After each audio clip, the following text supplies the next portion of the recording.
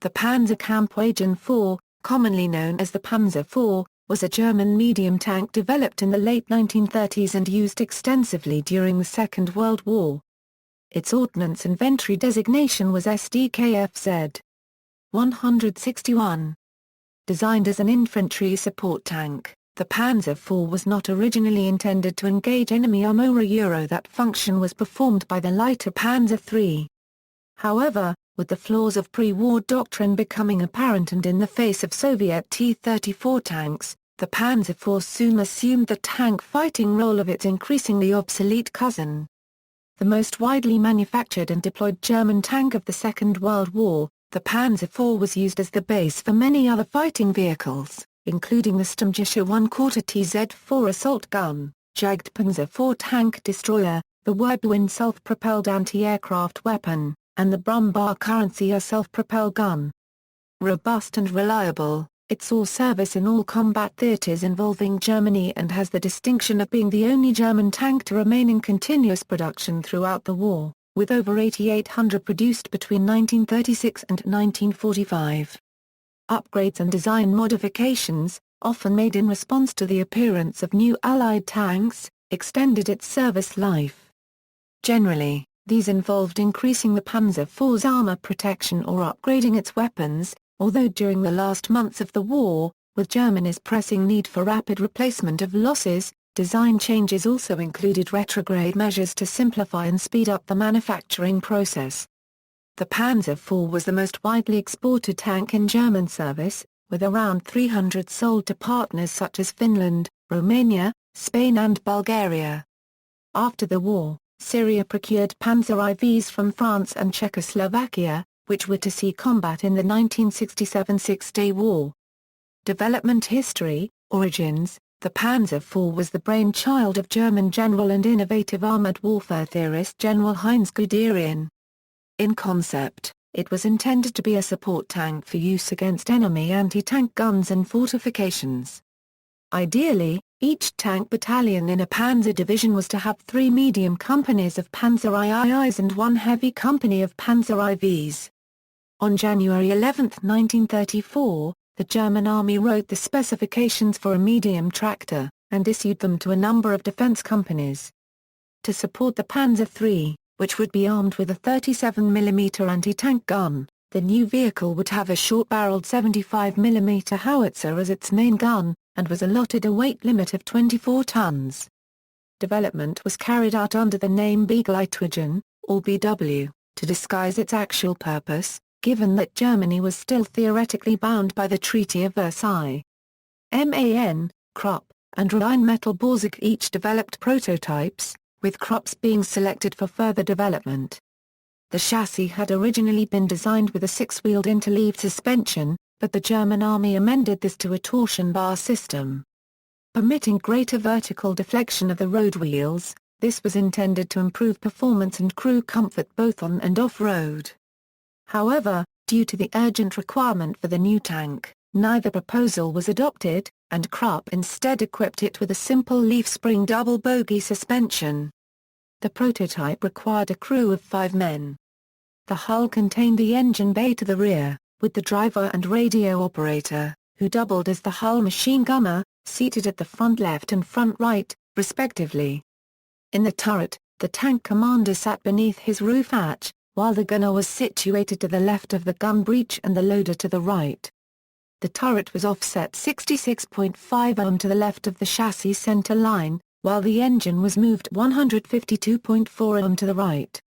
This allowed the torque shaft to clear the rotary base junction, which provided electrical power to turn the turret, while connecting to the transmission box mounted in the hull between the driver and radio operator. Due to the asymmetric layout, the right side of the tank contained the bulk of his stowage volume, which was taken up by ready-use ammunition lockers. Accepted into service as the Versuchskraftfahrzeug 622, production began in 1936 at Fried. Krupp Grew's own Work AG factory at Magdeburg. AUSF. At AUSF. F1.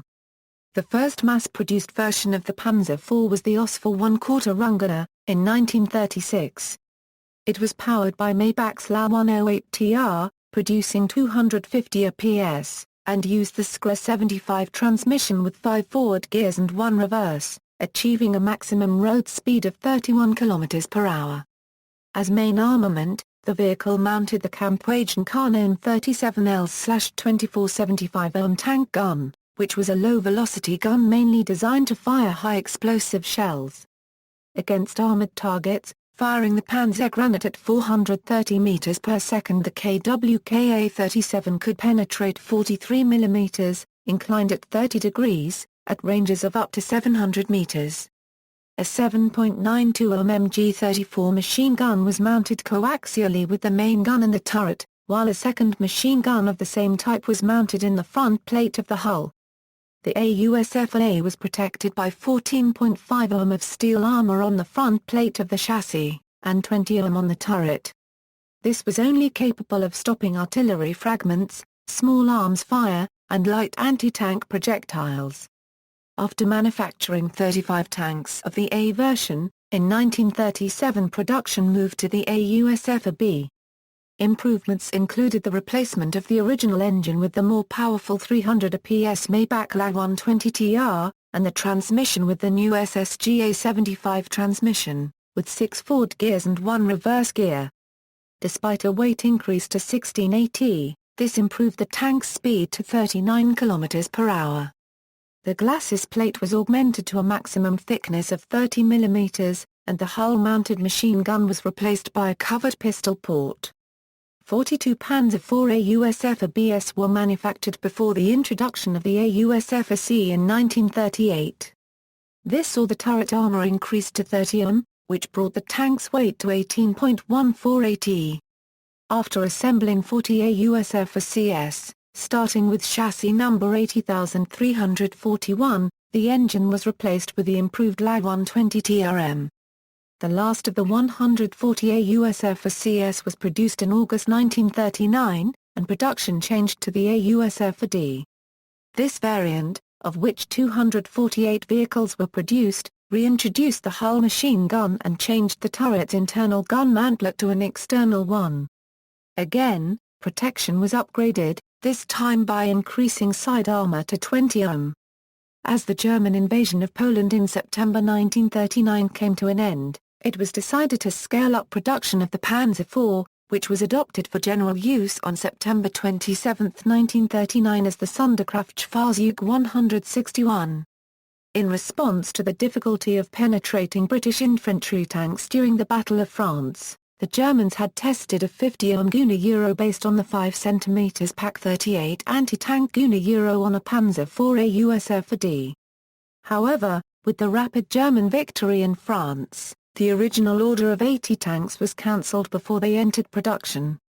In October 1940, the AUSF-AE was introduced. This had 50 mm of armor on the bow plate, while a 30 mm replica copyright steel plate was added to the glacis as an interim measure. Finally, the commander's cupola was moved forward into the turret. Older model Panzer IV tanks were retrofitted with these features when returned to the manufacturer for servicing. 206 AUSFs were produced between October 1940 and April 1941. In April 1941, production of the Panzer IV AUSF-F started. It featured 50 ohm single-plate armor on the turret and hull, as opposed to the applica copyright armor added to the AUSF-E, and a further increase in side armor to 30 ohm.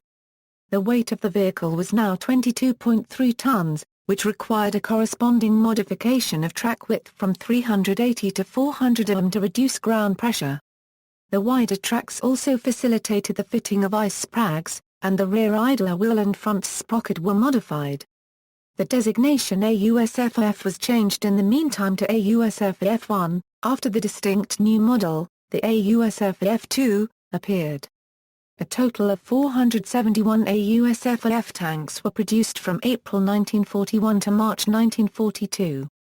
AUSF F2 to AUSF J. On May 26, 1941, mere weeks before Operation Barbarossa, during a conference with Hitler, it was decided to improve the Panzer IV's main armament. Krupp was awarded the contract to integrate again the 50 Pak 38L/60 gun into the turret. The first prototype was to be delivered by November 15, 1941. Within months, the shock of encountering the Soviet T-34 medium and KV-1 heavy tanks necessitated a new, much more powerful tank gun. In November 1941, the decision to upgun the Panzer IV to the 50mm gun was dropped, and instead Krupp was contracted in a joint development to modify Rheinmetall's pending 75mm anti-tank gun design, later known as 7.5 cm Pak 40L/46. Because the recoil length was too great for the tank's turret, the recoil mechanism and chamber were shortened. This resulted in the 75mm KWK 40L/43. When firing an armor-piercing shell, the gun's muzzle velocity was increased from 430 ams to 990 ams. Initially, the gun was mounted with a single-chamber, ball-shaped muzzle brake, which provided just under 50% of the recoil system's braking ability. Firing the Panzergranate 39, the KWK 40L/43 could penetrate 77 ohm of steel armor at a range of 1,830 am. The AUSF tanks that received the new, longer, KWK 40L/43 gun were temporarily named AUSF F2. The tank increased in weight to 23.6 tons.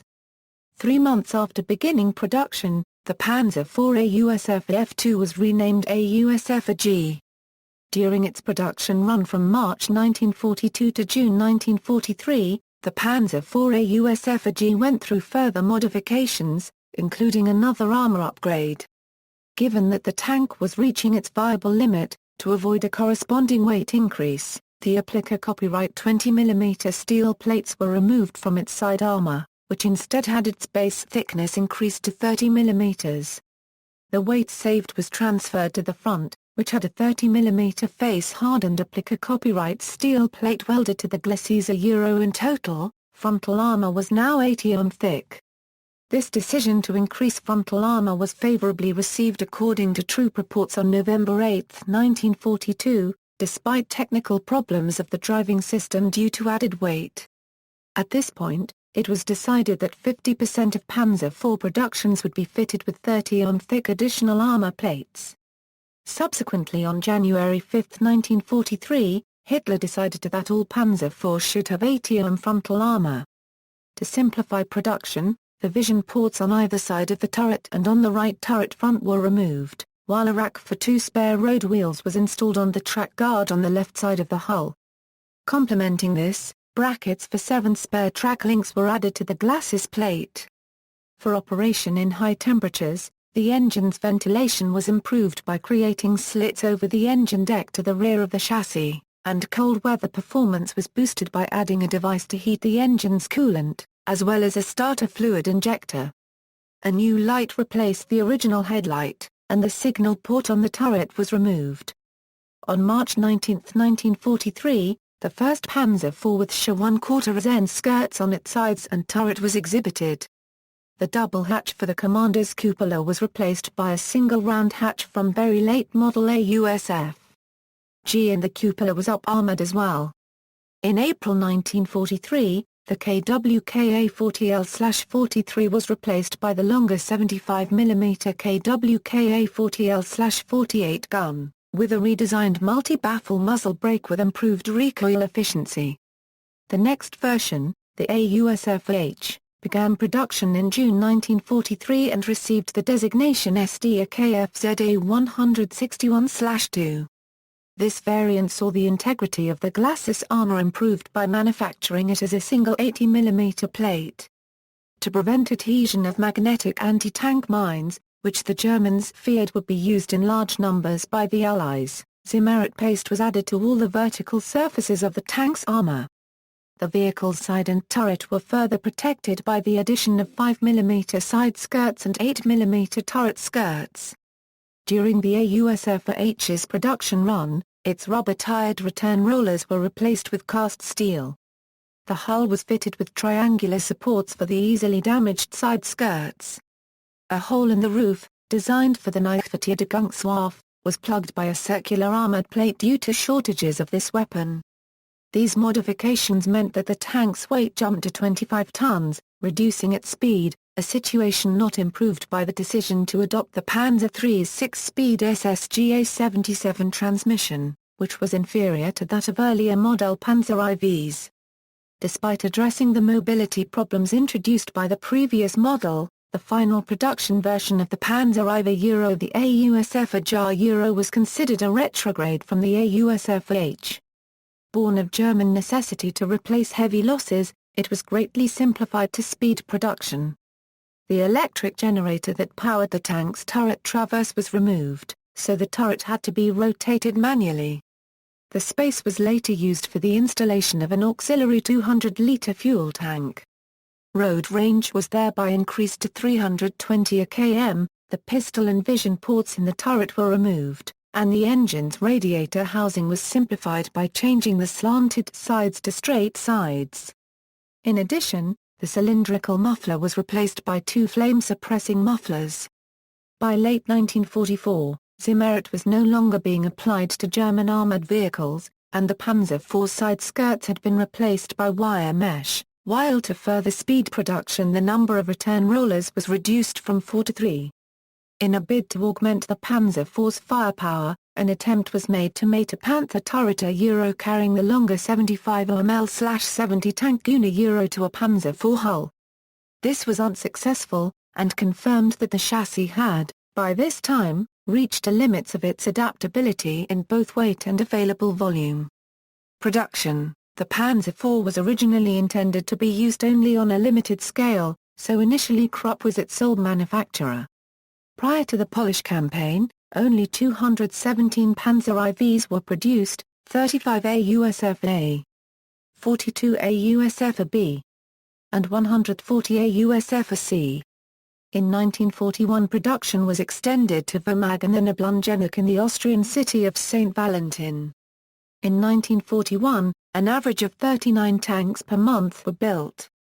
This rose to 83 in 1942, 252 in 1943, and 300 in 1944.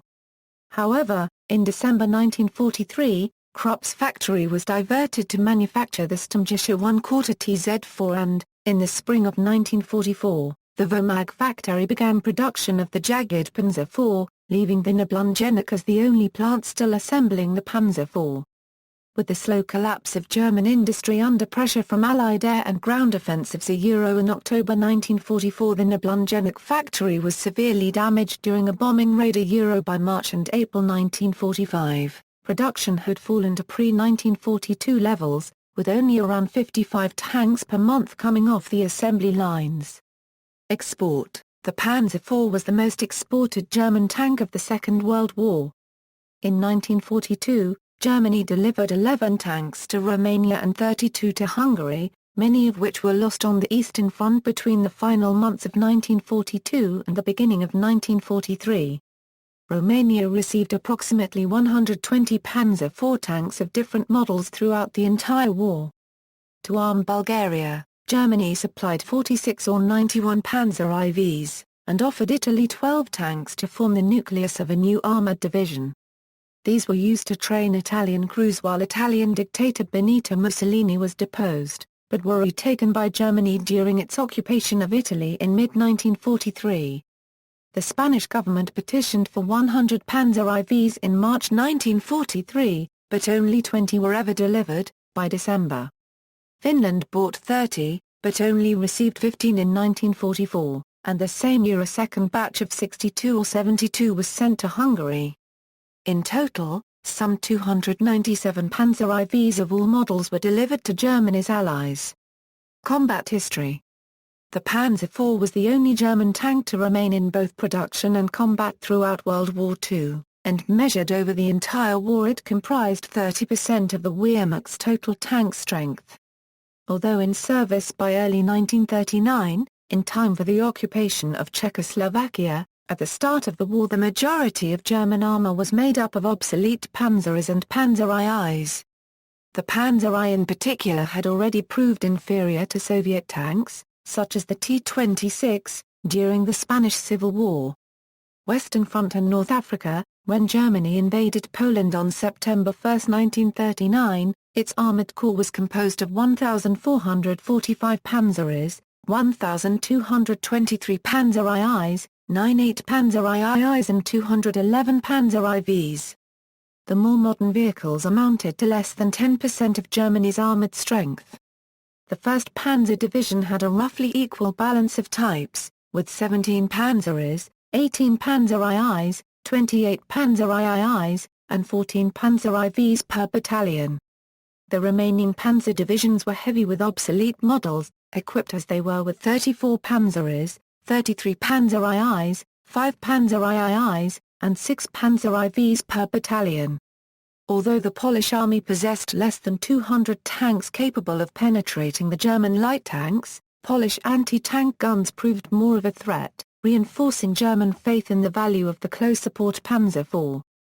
Despite increasing production of the medium Panzer IIs and IVs prior to the German invasion of France on May 10, 1940, the majority of German tanks were still light types. According to Heinz Guderian, the Wehrmacht invaded France with 523 Panzers, 955 Panzer IIs, 349 Panzer IIs, 278 Panzer IVs, 106 Panzer 35, T.S. and 228 Panzer 38, T.S. Through the use of tactical radios and superior tactics, the Germans were able to outmaneuver and defeat French and British armor. However, Panzer IVs armed with the KWKA-37L/24 75mm tank gun found it difficult to engage French tanks such as Somme S-35 and Char B-1. The Somme S-35 had a maximum armor thickness of 55 mm, while the KWKA-37L/24 could only penetrate 43 mm at a range of 700 am. Likewise, the British Matilda II was heavily armored, with at least 70 mm of steel on the front and turret, and a minimum of 65 mm on the sides. Although the Panzer IV was deployed to North African campaign with the German Afrika Korps, until the longer gun variant began production, the tank was outperformed by the Panzer III with respect to armor penetration. Both the Panzer III and IV had difficulty in penetrating the British Matilda II's thick armor, while the Matilda's 40mm QF 2-pounder gun could knock out either German tank. Its major disadvantage was its low speed. By August 1942, Rommel had only received 27 Panzer IV AUSF F2s, armed with the L/43 gun, which he deployed to spearhead his armored offensives. The longer gun could penetrate all American and British tanks in theater at ranges of up to 1,500 am. Although more of these tanks arrived in North Africa between August and October 1942, their numbers were insignificant compared to the amount of Marta copyright Riel shipped to British forces. The Panzer IV also took part in the invasion of Yugoslavia and the invasion of Greece in early 1941. Eastern Front. With the launching of Operation Barbarossa on June 22, 1941, the unanticipated appearance of the KV-1 and T-34 tanks prompted an upgrade of the Panzer IV's 75 mm gun to a longer, high-velocity 75 mm gun suitable for anti-tank use. This meant that it could now penetrate the T-34 at ranges of up to 1,200 am at any angle. The 75 mm KWKA-40L/43 gun on the Panzer IV could penetrate a T-34 at a variety of impact angles beyond 1,000 am range and up to 1,600 am. Shipment of the first model to mount the new gun, the AUSF F2, began in spring 1942, and by the summer offensive there were around 135 Panzer IVs with the L/43 tank gun available.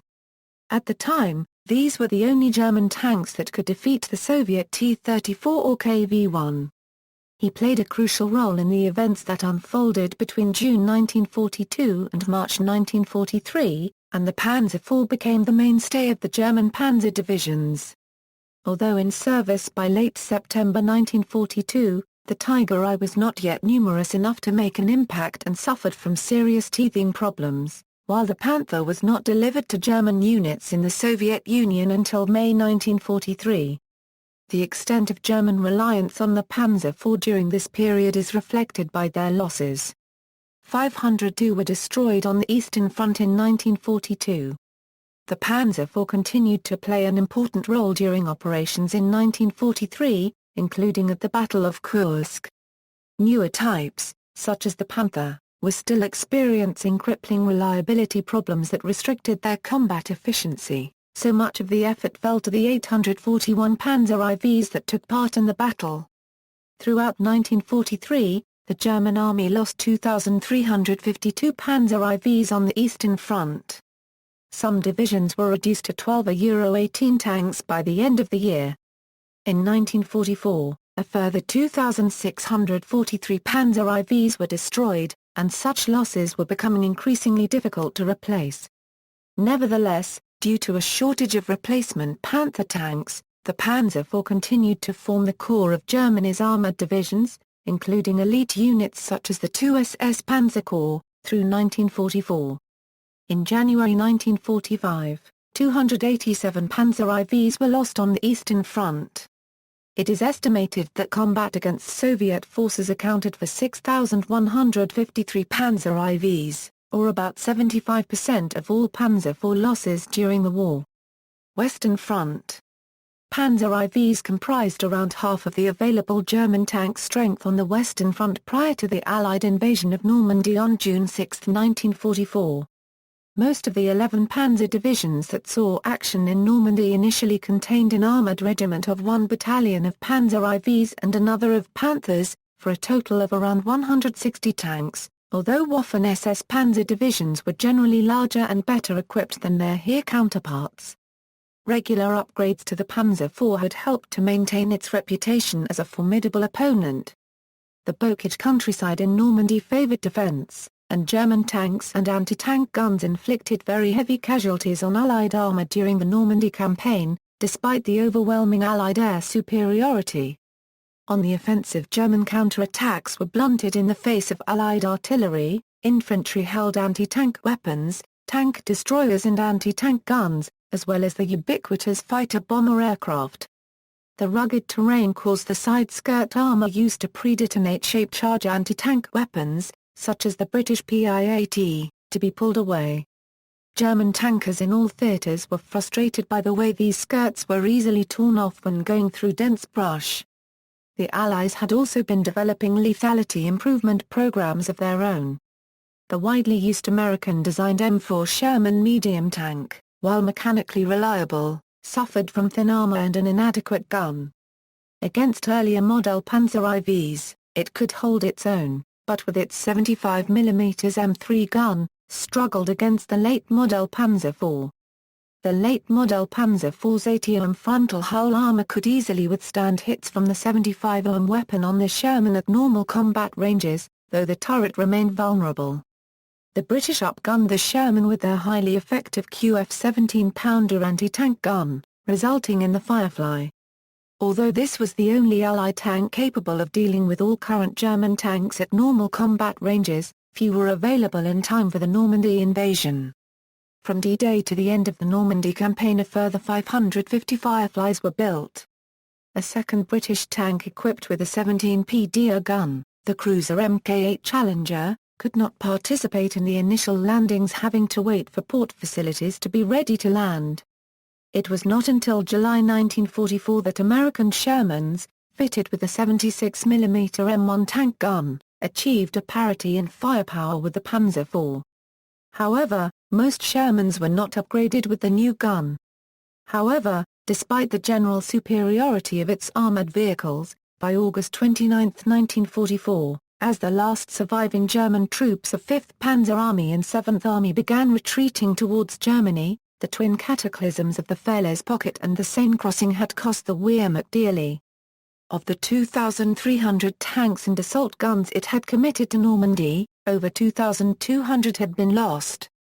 Field Marshal Walter Model reported to Hitler that his panzer divisions had remaining, on average, 5 or 6 tanks each.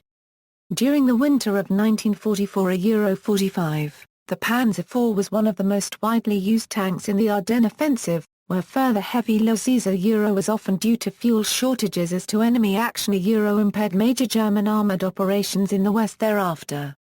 The Panzer IVs that took part were survivors of the battles in France between June and September 1944, with around 260 additional Panzer IV AUSF JS issued as reinforcements. Other users, the Finns bought 15 new Panzer IV AUSF-J in 1944, for 5 million Finnish markers each. The tanks arrived too late to see action against the Soviets, but were instead used against the Germans during their withdrawal through Lapland. After the war, they served as training tanks, and one portrayed a Soviet KV-1 tank in the movie The Unknown Soldier in 1955. After 1945, Bulgaria incorporated its surviving Panzer IVs in defensive bunkers as gun points on the border with Turkey, along with T-34 turrets. This defensive line, known as the Crăli-Marco Line, remained in use until the fall of communism in 1989. 20 Panzer IV AUSF-HS and 10 Sturg-3 AUSF-GS were supplied to Spain in December 1943, a fraction of what Spain had originally asked for. The Panzer IV represented the best tank in Spanish service between 1944 and 1954, and was deployed along with T-26s and Panzer IS. Spain sold 17 Panzer IVs to Syria in 1967. The remaining 3 are conserved. These can be found at Madrid, Burgos and Santovenia de Pisuerga. Most of the tanks Romania had received were lost in 1944 and 1945 in combat. These tanks, designated T4 in the Army inventory, were used by the 2nd Armoured Regiment. On May 9, 1945, only 2 Panzer IVs were left. Romania received another 50 Panzer IV tanks from the Red Army after the end of the war. These tanks were of different models and were in very poor shape, many of them were missing parts and the side skirts. The T4 tanks remained in service until 1950, when the Army decided to use only Soviet equipment. By 1954, all German tanks had been scrapped. While their numbers remain uncertain, Syria received around 60 Panzers that were refurbished in France during 1950 to 1952, followed by 50 others purchased from Czechoslovakia in 1954. A Soviet DSHK machine gun on an anti-aircraft mount was retrofitted on the cupola. These were used to shell Israeli settlements below the Golan Heights, and were fired upon in 1965 during the Water War by Israeli Centurion tanks. Syria received 17 Panzer IVs from Spain. These saw combat during the Six-Day War in 1967. In addition, Turkey was a buyer, with 35 Panzer IV received until May 4, 1944 in exchange for some chromium. Delivery was begun with AUSF-G and probably went on with AUSF-H versions. Captured Panzer IVs in service. The Soviet Army captured large numbers of German armored vehicles, including Panzer IVs. Some of them were pressed into temporary service and some others were used for training. Sometimes captured tanks were used in different temporary units or as single tanks. At least one captured Panzer IV AUSF H was used by the Warsaw Tank Brigade of the Polish Second Corps in Italy during 1944. The first GMR of the FFI, later called Escadron Autonome de Charles Bisnia, was equipped in December 1944 with at least one Panzer IV. Variants. In keeping with the wartime German design philosophy of mounting an existing anti-tank gun on a convenient chassis to give mobility, several tank destroyers and infantry support guns were built around the Panzer IV hull. Both the Jagdpanzer IV, initially armed with a 75mm L/48 tank gun, and the Krupp-manufactured Sturmgeschütz IV TZ4, which was the casemate of the Sturmgeschütz IV TZ3 mounted on the body of the Panzer IV, proved highly effective in defense. Cheaper and faster to construct than tanks, but with the disadvantage of a very limited gun traverse, around 1,980 Jagdpanzer IVs and 1,140 Sturmgeschütz IV TZ IVs were produced. Another tank destroyer, the Panzer IV/70, used the same basic 75mm L/70 gun that was mounted on the Panther. Another variant of the Panzer IV was the Panzerkampfwagen IV command tank. This conversion entailed the installation of additional radio sets, mounting racks, transformers, junction boxes, wiring, antennas and an auxiliary electrical generator. To make room for the new equipment, ammunition stowage was reduced from 87 to 72 rounds. The vehicle could coordinate with nearby armor, infantry or even aircraft. 17 Panzerkampfwagen were built on a USF J chassis in August and September 1944, while another 88 were based on refurbished chassis. The Panzer IV Sturmgeschütz IV was an artillery observation vehicle built on the Panzer IV chassis. This too received new radio equipment and an electrical generator, installed in the left rear corner of the fighting compartment. Panzer IV Sturmgeschütz worked in cooperation with Westby and Hummel self-propelled artillery batteries. Also based on the Panzer IV chassis was the Sturmpanzer IV Brummbär currency, a 150 mm infantry-support self-propelled gun. These vehicles were primarily issued to 4 Sturmpanzer units and used during the Battle of Kursk and in Italy in 1943. 2 separate versions of the Sturmpanzer IV existed, one without a machine gun in the mantlet and one with a machine gun mounted on the mantlet of the casemate. Furthermore, a 105 mm artillery gun was mounted in an experimental demountable turret on a Panzer IV chassis. This variant was called the Hughes-Reck. Another 105 mm artillery anti-tank prototype was the 10.5 cm K nicknamed Dicker Max. 4 different self-propelled anti-aircraft vehicles were built on the Panzer IV hull. The flak Panzer IV Mar Paragraph Belwagen was armed with a 37 mm anti-aircraft cannon. 240 were built between 1944 and 1945. In late 1944 a new flak Panzer, the Wirbelwind, was designed, with enough armor to protect the gun's crew and a rotating turret, armed with a quadruple 20 mm Flick-Vierling anti-aircraft cannons system. At least 100 were manufactured. 65 similar vehicles were built, named Ostrand, but with a single 37 mm anti-aircraft cannon instead. This vehicle was designed to replace the Wirbelwind. The final model was the flak Panzer IV Gijlblitz, of which only 5 pilot vehicles were built. This vehicle featured an enclosed turret armed with twin 30 mm anti-aircraft cannons.